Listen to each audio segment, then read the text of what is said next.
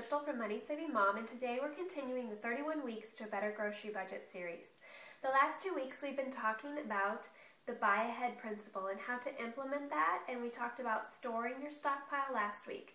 Today I want to talk with you just real briefly about keeping your stockpile in check. You know, it's really great to get these wonderful deals and to buy ahead, and so that you're getting things when they're at their rock bottom price. But the problem is that sometimes you can overdo it, and you can buy too much and spend too much money and take too much time. So one thing that I've really found that helps is if you set a budget. I suggested a few weeks ago that you have a $5 to $15 budget for buying ahead, and that just helps you so that it sets limits on yourself, so that you're not going out and being tempted to spend $50 on something that might not actually be a really good deal. So set a budget, figure out what works for you and set a budget.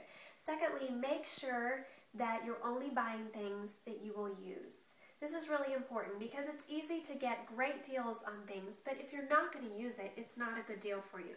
So for instance, I was able to get all of this toothpaste, and I actually got it all for free because it was on sale for $1, and I had 50-cent off coupons that doubled.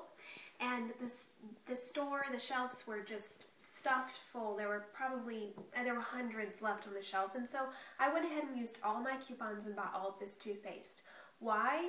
Because we use toothpaste, and we used any brand, and we'll use Crest, and so I knew that I might as well get it when it's free so that I don't have to worry about buying toothpaste for the next 2 years. Plus, toothpaste doesn't expire that quickly, so it was a great thing. The other thing is toothpaste can be donated.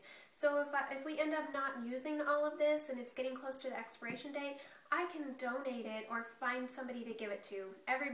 Most everybody uses toothpaste, so it's an easy thing that I can donate. So something like toothpaste, if I can get a bunch for free, I'm going to go ahead and buy it. But if it's something that we don't really use, to spend a lot of time clipping the coupons and getting the sales and everything, it's not worth my time because we're not even going to use it in the first place. So make sure it's something that you're going to use. Thirdly, go through your stockpile at least twice a year. I've just found that's really helpful to make sure that you keep everything manageable and that stuff isn't falling off your shelves, and that you make sure that you're using everything you have, and that there's not 10 bottles of something stuffed at the back of your shelf that you don't even know that you have, and then you end up buying more of it because you didn't know that you had it. So go through it, organize it, get rid of what you aren't sure that you're going to use, donate it, give it to a friend. Just keep it gone through so that it stays organized and that you're using it. And lastly, know when enough is enough.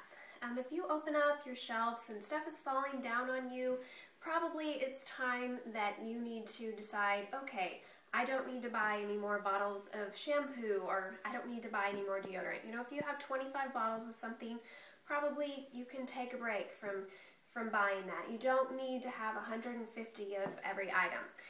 Now, obviously, I have a lot of toothpaste right now, but I'm not going to be buying toothpaste unless I get paid to buy it, or it's just absolutely free and it's right there on the shelf and it's real simple. But I'm not going to go out of my way to buy toothpaste for a long time because we have enough. So know when enough is enough and just quit. Give yourself a break. It's okay to take a break from shopping, from stockpiling. You know, it's really okay. The world is not going to come to an end, and there will still be deals next week, next month, next year. So give yourself a break, and if you know when enough is enough, and just, it's enough. So I'd love to hear your ideas and suggestions for keeping your stockpile in check and making sure that it doesn't take over your whole house. So maybe you can share those in the comments. And next week, we're going to move on to a new subject.